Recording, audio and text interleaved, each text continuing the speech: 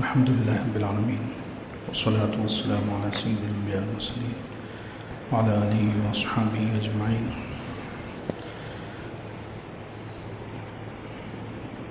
أما بعد فأعوذ بالله من الشيطان الرجيم. بسم الله الرحمن الرحيم. وقضى ربك ألا تعبدوا إلا إياه وبالوالدين إحسانا إما يبلغن عندك الكبر أحدهما أو كلاهما فلا تقل لهما أف ولا تنهرهما وقل لهما قولا كريما واخفض لهما جناح الذل من الرحمة وقل رب ارحمهما كما ربياني صغيرا. صدق الله العظيم.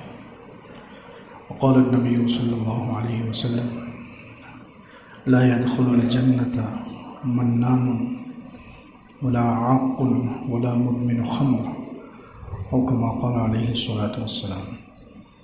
اللهم صل على سيدنا محمد وعلى آل سيدنا محمد وبارك وسلم. اللهم صل على سيدنا محمد وعلى آل سيدنا محمد وبارك وسلم. اللهم صل على سيدنا محمد وعلى آل سيدنا محمد وبارك وسلم. بزرگان محترم، ایمان کے شعبوں کا الحمدللہ بیان چل رہا ہے. ایمان کے 54 شعبے الحمدللہ بیان ہو چکے ہیں. 55واں شعبہ ہے ماں باپ کے ساتھ اچھا سلوک کرنا، ماں باپ کے ساتھ اچھا برتاؤ کرنا، ماں باپ کی فرما برداری اطاعت کرنا.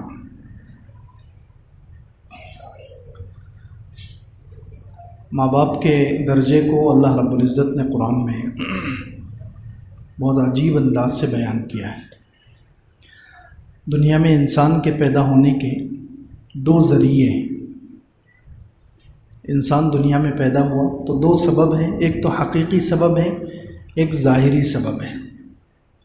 حقیقی سبب انسان کے پیدا ہونے کا وہ تو اللہ تعالیٰ کا حکم ہے، اللہ تعالیٰ کی چاہت ہے. اللہ نے چاہا تو ہم پیدا ہو گئے، انسان وجود میں آ گیا، یہ حقیقی سبب ہے. دوسرا ہے ظاہری سبب. انسان کی پیدائش کا ظاہری سبب اور ذریعہ وہ ماں باپ ہے. حقیقی سبب اللہ ہے، اللہ کا حکم ہے، اور ظاہری سبب انسان کے پیدا ہونے کا ماں باپ ہے. اس لیے اللہ تعالیٰ نے ماں باپ کے ساتھ اچھا سلوک کرنے کی، ماں باپ کے ساتھ اطاعت، ان کی فرما برداری کرنے کو قرآن میں کتنی اہمیت کے ساتھ اپنی اطاعت کے ساتھ جوڑ کر بیان کیا ہے. اس سے ہی اندازہ لگائیں، اپنی اطاعت کے ساتھ جوڑ کر بیان کیا ہے. وَقَضَىٰ رَبُّكَ أَلَّا تَعْبُدُوا إِلَّا إِيَّاهُ وَبِالْوَالِدَيْنِ إِحْسَانًا. آپ کے رب نے فیصلہ کیا ہے وَقَضَىٰ رَبُّكَ أَلَّا تَعْبُدُوا إِلَّا إِيَّاهُ کہ تم عبادت مت کرو مگر اسی کی، عبادت مت کرو مگر اسی کی. وَبِالْوَالِدَيْنِ إِحْسَانًا اور ماں باپ کے ساتھ احسان کا اچھا سلوک کرو. احسان کہتے ہیں ایک تو ہے انصاف. انصاف کہتے ہیں حقدار کا، جس کا جو حق ہے وہ اس کو دے دینا، جس کا جو حق ہے وہ اس کو پورا پورا دے دینا، یہ تو ہے انصاف. لیکن احسان حق سے زیادہ دینا. احسان کہتے ہیں حق سے زیادہ کسی کو دینا، یہ ہے احسان. کسی کو تو ہم بھی احسان کہتے ہیں، کسی نے ہمارے اوپر احسان کر دیا، نہیں، ہمارا اس سے کچھ لینا دینا نہیں تھا، اس پر کچھ قرضہ نہیں تھا، اس کی ذمہ داری نہیں تھی، پھر بھی اس نے ہمارا ساتھ دے دیا. کسی مصیبت میں اس نے ہمارا ساتھ دے دیا تو ہم کہتے ہیں اس نے ہمارے اوپر احسان کیا ہے. تو اللہ تعالیٰ نے دیکھیں یہاں عبادت کے بارے میں کہا لا تعبدوا الا اياه، عبادت صرف اللہ کی، اور ماں باپ کے ساتھ وبالوالدین، اللہ کی عبادت کے فوراً بعد ماں باپ کے ساتھ اچھا سلوک کرنے کو بیان کیا. اب اس سے اندازہ لگائیں کتنا بڑا درجہ ہے ماں باپ کا. ماں باپ کا کتنا بڑا درجہ ہے کہ اللہ تعالیٰ نے اپنی عبادت، اپنی اطاعت کے ساتھ ماں باپ کی اطاعت اور ماں باپ کے ساتھ احسان کو بیان کیا ہے. اما یبلغن عندک الکبر، کہ اگر ماں باپ میں سے کوئی تمہارے سامنے بڑھاپے کو پہنچ جائیں، کلاہما دونوں بڑھاپے کو پہنچ جائیں یا ان میں سے کوئی ایک پہنچ جائے، فلا تقل لہما اف، تو ان کو اف بھی مت کہو۔ خاص طور سے بڑھاپے کا ذکر ہے۔ جوانی میں تو جب ماں باپ جوان ہوتے ہیں اس وقت تو ان کے اندر طاقت ہوتی ہے، انسان کے اندر جب طاقت ہوتی ہے تو قوت برداشت بھی ہوتی ہے، وہ جلدی چڑچڑا نہیں ہوتا، جلدی اس کو غصہ نہیں آتا، طاقت ہونے کی وجہ سے قوت برداشت ہوتی ہے۔ لیکن بڑھاپے میں ہر طاقت کمزور ہو جاتی ہے، تو ایسے ہی برداشت کی طاقت بھی کمزور ہو جاتی، غصہ جلدی آئے گا، چڑچڑاپن زیادہ ہوگا۔ تو خاص طور سے اللہ تعالیٰ نے بڑھاپے کے وقت ماں باپ کے ساتھ اچھا سلوک کرنے کو کہا ہے۔ اما یبلغن عندک الکبر، تمہاری موجودگی میں اگر ماں باپ دونوں یا کوئی ایک بڑھاپے کو پہنچ جائے، فلا تقل لہما اف، تو ان کو اف بھی مت کہو۔ اب یہ سب سے کم درجہ ہے نافرمانی کا، سب سے کم درجہ اف۔ عربی میں اف بولتے ہیں، اردو میں ہم ہوں کرتے ہیں۔ ماں باپ نے کوئی کام بولے مجھے ہی بولتے ہیں، میں ہی نظر آتا ہوں، یہ میں ہی نظر آتا ہوں، یہ جملہ بولنے کی ضرورت ہی نہیں ہے، خالی کر لیے تو یہ حرام ہے، یہ کبیرہ گناہ ہے۔ ماں باپ کے سامنے خالی اتنا کرنا بھی حرام ہے۔ اگر منہ سے یہ بول رہا ہے کہ میں نہیں کروں گا کام، یہ تو اور بڑا حرام ہے۔ اللہ ہم سب کی حفاظت فرمائے۔ منہ سے صرف کہنا بھی کبیرہ ہے، اور آگے کا جملہ اگر کہہ دیا کہ مجھے ہی کام کہتے ہیں، میں کام نہیں کروں گا، یہ تو اور بڑا حرام کام، اور بڑا کبیرہ گناہ ہے۔ تو یہ سب سے کم درجہ ہے، اس کو بھی ماں باپ کے لیے اللہ تعالیٰ نے حرام کر دیا ہے کہ اف، فلا تقل لہما اف بھی مت کہو۔ آگے ولا تنہرہما، اب بوڑھے ہو گئے، ان کو جھڑکو مت، ان کو جھڑک کر بات مت کرو۔ آج اللہ معاف کرے ہم میں سے کتنے ہیں جو ماں باپ کے ساتھ جھڑک کر بات کرتے ہیں؟ ماں باپ کو جھڑک دیں گے، تمہیں کیا سمجھتا ہے، تم بوڑھے ہو گئے، اب تمہارا زمانہ نہیں رہا، اب نیا زمانہ آ گیا، اب ہم جوان ہیں، ہمیں سب کچھ سمجھتا ہے۔ ایسے جملے اولاد بولتی ہے۔ اب بتائیے کتنے اللہ تعالیٰ کو کتنا غصہ آتا ہوگا۔ اللہ تعالیٰ نے فرق کہہ دیا وَلَا تَنْهَرْهُمَا، ماں باپ کو جھڑکو مت، وَقُلْ لَهُمَا قَوْلًا كَرِيمًا، اور ان کے ساتھ اچھی بات کرو۔ اتنے سارے حکم دینے کے بعد پھر وَخْفِضْ لَهُمَا جَنَاحَ الذُّلِّ مِنَ الرَّحْمَةِ، رحمت اور شفقت کی وجہ سے ان کے سامنے بالکل جھکے رہو، ان کے سامنے اپنے پر، جناح کہتے ہیں عربی میں پر کو، تو ذلت کے پر اپنے سامنے، اپنے ذلت کے پر بچھا دو ان کے سامنے، رحمت کی وجہ سے، شفقت کی وجہ سے۔ یعنی ماں باپ کے سامنے چھوٹے بن کر رہو، یہ حکم دیا جا رہا ہے۔ آپ عالم بن گئے، آپ ڈاکٹر بن گئے، آپ انجینئر بن گئے، آپ بڑے بزنس مین بن گئے، آپ دنیا میں مالدار بن گئے، لیکن ماں باپ کے لیے آپ بچے ہی ہیں۔ تو ماں باپ کے سامنے جب بھی جائیں تو بچے بن کر جائیں، یہ حکم دیا جا رہا ہے اس آیت میں۔ ماں باپ کے سامنے عالم نہیں، عالم دنیا والوں کے سامنے، ماں باپ کے سامنے ڈاکٹر نہیں، ڈاکٹر پیشنٹ لوگوں کے سامنے، دنیا کے سامنے ہے۔ ٹیچر بچوں کے سامنے ہے، ماں باپ کے سامنے ٹیچر نہیں۔ ماں باپ کے سامنے تو بچہ ہے، چاہے وہ 50 سال کا ہو جائے، 40 سال کا ہو جائے، 60 سال کا ہو جائے، 20 سال کا ہو جائے، بیٹا ہے تو بچہ ہی ہے، عمر کتنی بھی ہو جائے۔ تو ماں باپ کے سامنے جناح الذل من الرحمہ، بچھ جاؤ، ذلیل بن کر رہو۔ ماں باپ کو یہ نہیں سمجھنے آنا چاہیے، کتنے علماء، بہت سارے عرب علماء کے بارے میں لکھا ہوا ہے کہ وہ ماں باپ کے سامنے جا کر بالکل چھوٹے بن جاتے ہیں، وہ بالکل چھوٹے بن جاتے ہیں۔ ماں باپ کو یہ محسوس نہیں ہونے دیتے کہ میں اب بڑا ہو چکا ہوں۔ ہم لوگ تو زبان سے ہی بولتے ہیں کہ اب میں بڑا ہو گیا ہوں، آپ کے مشورے کی ضرورت نہیں ہے، آپ ہمیں مت سمجھاؤ، ہم بڑے ہو گئے۔ نہیں، کچھ علماء ایسے ہیں جو اس آیت پر عمل کرنے کے لیے ماں باپ کے سامنے خاص طور سے جا کر چھوٹے بن جاتے ہیں، یعنی ہر چیز ان سے پوچھ کر کریں گے۔ ہمیں سمجھتا نہیں، امی آپ بتاؤ ہم کیسے کپڑے لیں، حالانکہ وہ 50 سال کے ہو گئے، لیکن ماں کو صرف یہ احساس دلانے کے لیے کہ تم بڑے ہو ہم چھوٹے ہیں، قرآن نے جو کہا ہے ان کے سامنے بچھ جاؤ. تو یہ اس آیت پر عمل کرنے کے لیے وہ ماں کے سامنے جائیں گے اور ماں کے سامنے جا کر ہمیں نہیں سمجھتا. یہ شعور، یہ احساس دلائیں گے ماں باپ کو کہ ہمیں نہیں سمجھتا، آپ ہمیں بتاؤ ہم کون سے کپڑے خریدیں، کون سا جوتا خریدیں، ہم اپنی بیوی کے لیے کیا خریدیں، ہم اپنے بچوں کے لیے کیا خریداری کریں. تو یہ ہر چیز، چھوٹی چھوٹی چیز وہ ماں باپ سے جا کر پوچھتے ہیں. پھر ماں جو بولتی ہے وہی چیز خرید کر لاتے ہیں تاکہ ماں کو ہمیشہ یہ محسوس ہو کہ وہ ماں بڑی ہے، ہم چھوٹے ہیں. یہ اللہ تعالیٰ وَخْفِضْ لَهُمَا جَنَاحَ الذُّلِّ مِنَ الرَّحْمَةِ، ماں باپ کے لیے ذلت کے پر بچھا دو. جیسے جانور پرندہ پر اپنے زمین پر بچھا دیتا ہے، تو ماں باپ کے سامنے ایسے رہو. وَقُلْ رَبِّ ارْحَمْهُمَا كَمَا رَبَّيَانِي صَغِيرًا، اور ان کے لیے دعا بھی کرو کہ اللہ تو ان پر رحم فرما جیسے انہوں نے بچپنے میں مجھے پالا ہے، میری تربیت کی ہے. تو خیر، ایمان کا ایک اہم شعبہ ہے ماں باپ کے ساتھ اچھا سلوک کرنا، ماں باپ کی نافرمانی سے بچنا، ماں باپ کا ادب کرنا، ان کی اطاعت کرنا، ان کی فرما برداری کرنا.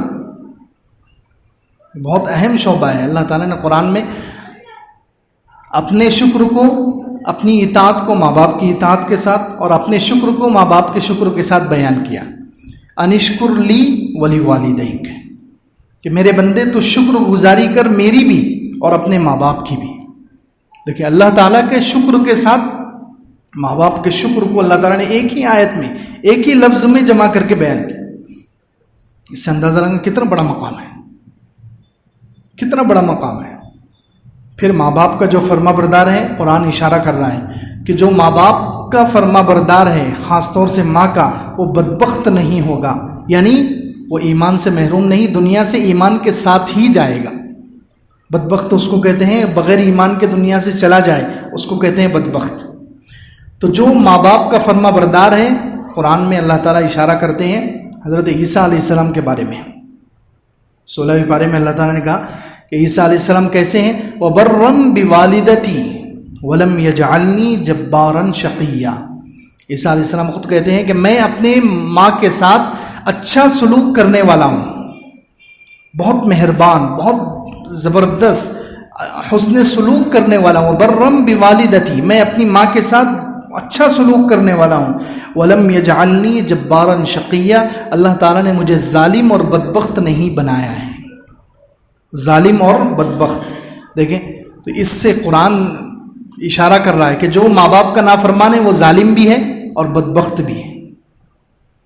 جو ماں باپ کا نافرمان ہے وہ ظالم بھی ہے، جبار اور بدبخت، یعنی اس کا خاتمہ بھی خطرے میں ہے.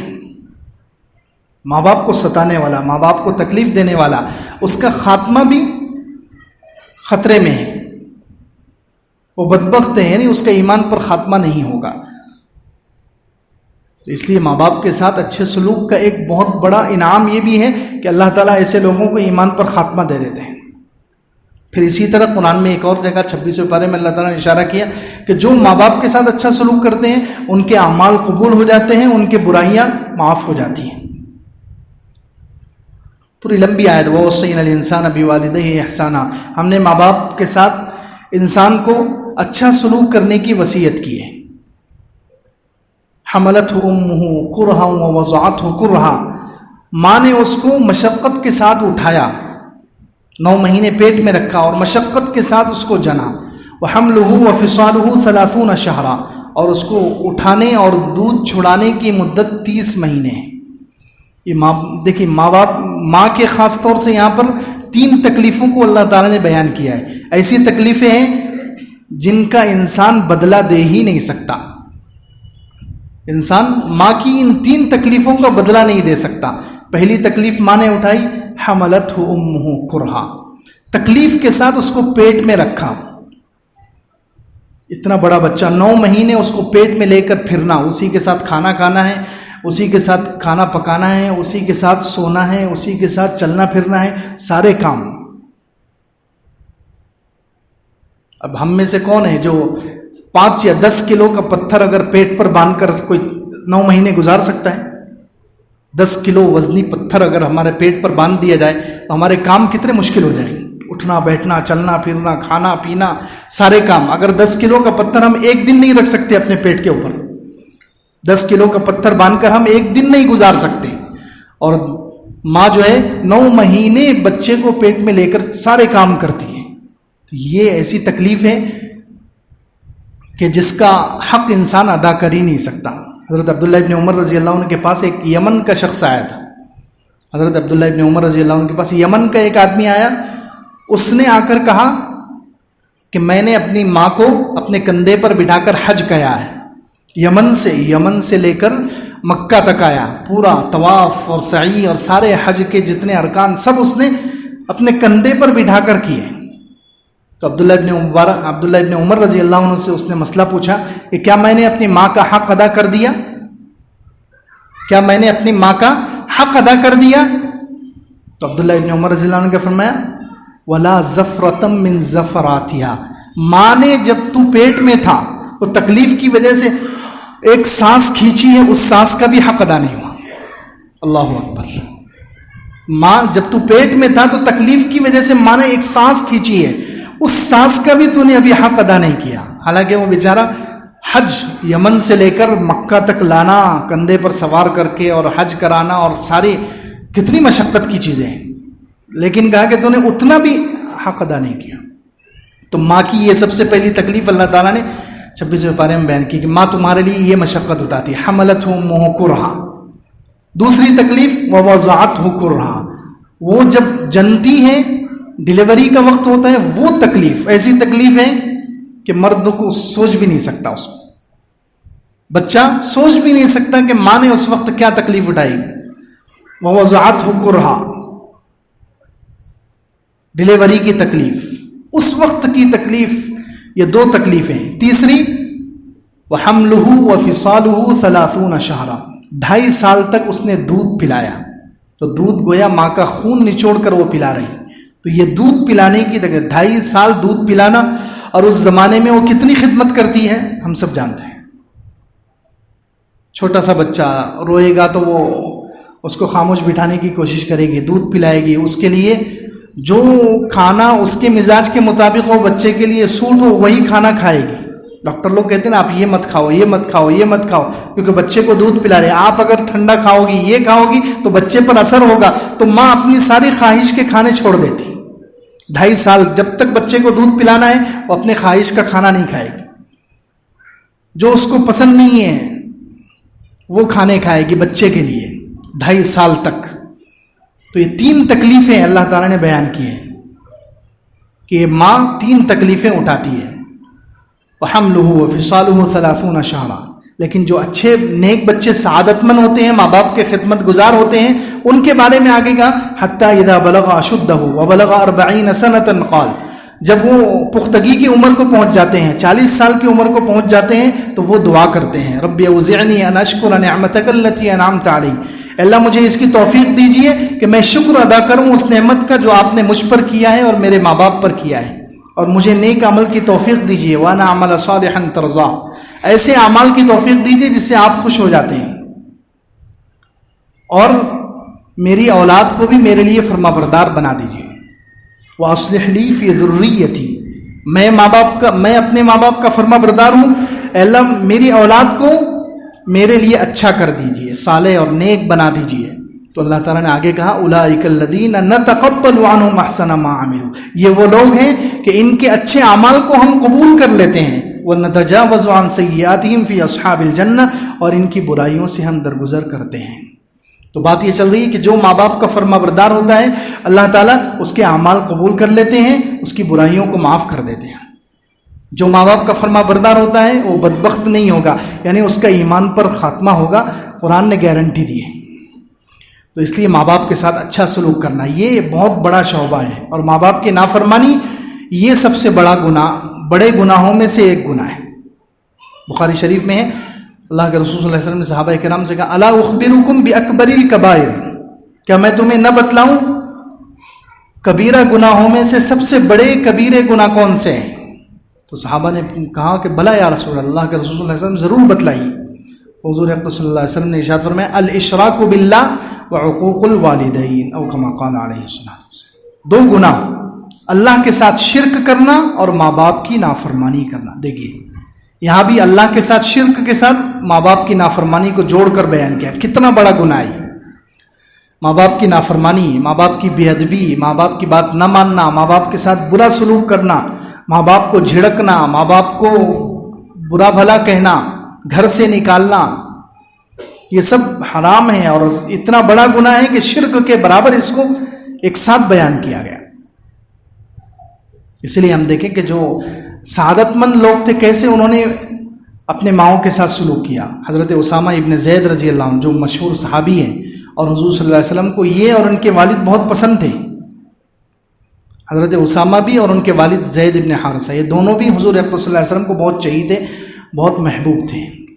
حضرت اسامہ ابن زید رضی اللہ عنہ کی والدہ ہے ام ایمن رضی اللہ عنہ. تو ایک مرتبہ ام ایمن نے اسامہ ابن زید کی والدہ نے خواہش کی کہ مجھے کھجور کے درخت کے بیچ میں ایک چیز ہوتی ہے جمار جس کو کہتے ہیں، بہت لذیذ اور پسندیدہ چیز، کھجور کا جو تنا ہوتا ہے تنے کے بیچ میں وہ چیز ہوتی ہے. تو انہوں نے خواہش کی کہ مجھے وہ چیز کھانا ہے. تو حضرت اسامہ ابن زید جو ان کے بیٹے تھے ان کے پاس ایک کھجور کا درخت تھا، 1000 دینار کے برابر تھا. یعنی اتنی قیمت، اتنا پھل دیتا تھا وہ 1000 دینار کے برابر اس کی، یعنی 4 کلو سونا. 1000 دینار میں اس زمانے میں 4 کلو سونا استعمال ہوتا تھا. اتنا مہنگا درخت تھا وہ، اتنے پھل آتے تھے اس کے اور اتنی اس کی بکری ہوتی تھی. تو جب ماں نے خواہش کی تو یہ گئے اور اتنے قیمتی درخت کو کاٹ دیا انہوں نے، کیونکہ ظاہر سی بات ہے ماں نے خواہش کی ہے کہ اس تنے کے اندر جو چیز ہے وہ مجھے کھانا ہے، جمار. تو اتنا بڑا درخت انہوں نے نہیں سوچا، ماں سے نہیں کہا کہ ماں تھوڑا رک جاؤ، یہ درخت تھوڑا سستا ہو جائے گا، اس کی قیمت کم ہو جائے گی، یہ پھل دینا بند کر دے گا، اس وقت میں آپ کو کاٹ کر کھلاؤں گا. نہیں، جیسے ہی ماں نے کہا اتنا قیمتی درخت جا کر کاٹ دیا اور اس کے اندر سے وہ جمار نکال کر اپنی والدہ کو کھلایا. تو کسی نے کہا کہ آپ نے اتنا قیمتی درخت ماں کے ایک بولنے پر قربان کر دیا. تو بولے ہاں، میری ماں مجھ سے جو کہتی ہے وہ میرے بس میں ہو تو میں ضرور پورا کرتا ہوں، میری طاقت میں ہے تو میں ماں کا حکم کبھی نہیں ٹالتا. کیسے لوگ گزرے.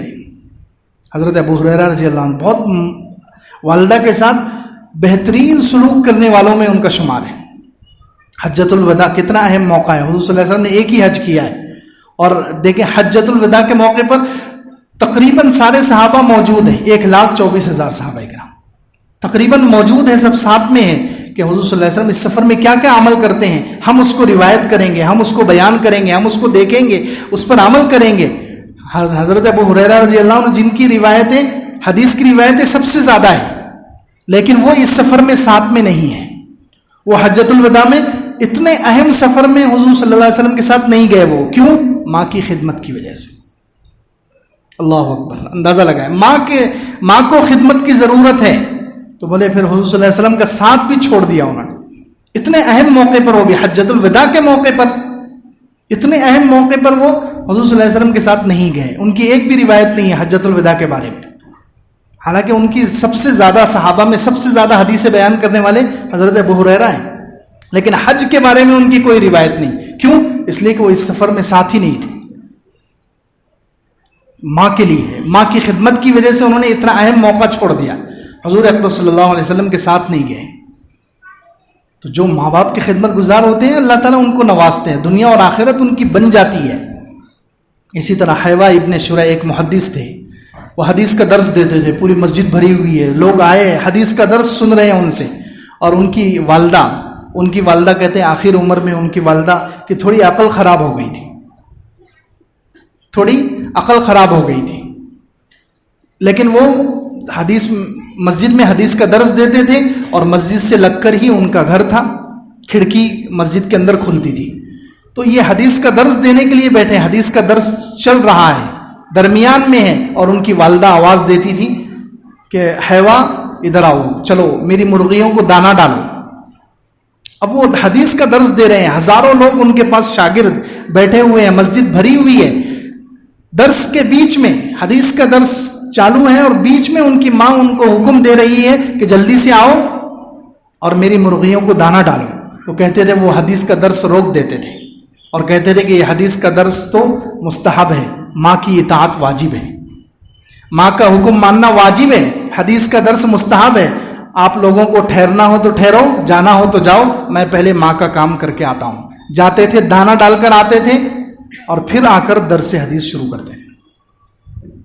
اتنی ماں کے حکم کی اتنی اہمیت تھی، کیونکہ جس نے قرآن اور حدیث کو پڑھا ہے اس کو معلوم ہے کہ ماں باپ کا کیا مقام ہے، ماں باپ کے ساتھ اللہ تعالیٰ نے کیسا سلوک کرنے کا حکم دیا ہے.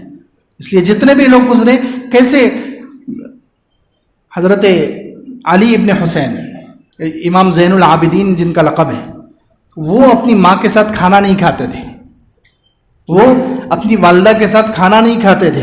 حضرت حسین کے بیٹے حضرت علی رضی اللہ عنہ کے پوترے ہیں، وہ اپنی والدہ کے ساتھ کھانا نہیں کھاتے، دسترخوان لگا کر والدہ کو دیتے تھے، پہلے والدہ کھانے سے فارغ ہو جاتی، پھر بعد میں خود کھاتے تھے. تو کسی نے کہا کہ آپ ایسا کیوں کرتے ہیں، آپ ماں کے ساتھ کھانا کھا لیجئے، والدہ کے ساتھ کھانا تو بہت اچھی سعادت کی بات ہے. تو انہوں نے کہا کہ نہیں، میں ماں کے ساتھ کھانا اس لیے نہیں کھاتا ہوں کہ کہیں ایسا نہ ہو کہ ماں کے ساتھ میں کھانے لگوں، کسی لقمے پر کسی چیز پر ماں کی نظر پڑ جائے اور وہ ماں کو پسند ہو، ماں اس کی طرف ہاتھ بڑھانا چاہے، اس سے پہلے میں ہاتھ بڑھا دوں اور ماں خاموش بیٹھ جائے تو اس کا دل دکھے گا اور میں نافرمانوں میں شمار ہو جاؤں گا. اس وجہ سے میں ماں کے ساتھ کھانا نہیں کھاتا. کیسی سوچ ہے، کتنی باریک نظر ہے، اور کیا سوچ ہے کہ کسی بھی ایسے، حالانکہ یہ تو شریعت میں معاف ہے، ماں کے دل کا حال تھوڑی کسی کو معلوم ہے کہ ماں کی نظر کس لقمے پر پڑ رہی ہے، ماں کس چیز کو پسند کر رہی ہے، بیٹے کو کیسے معلوم ہوگا.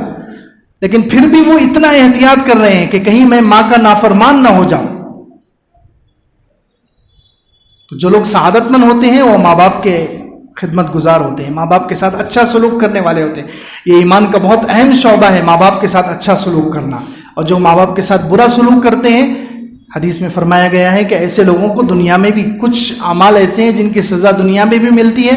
ان میں سے ایک گناہ یہ بھی ہے، ماں باپ کے ساتھ بدسلوکی، ماں باپ کے ساتھ برا سلوک کرنا، ان کی نافرمانی کرنا، ان کو جھڑکنا. تو اس لیے ایمان کا ایک اہم شعبہ ہے کہ ماں باپ کے ساتھ اچھا سلوک کیا جائے. تو ہم اس ایمان کے اہم شعبے پر عمل کریں. اللہ رب العزت ہم سب کو عمل کی توفیق عطا فرمائے. آمین. وآخر دعوانا الحمد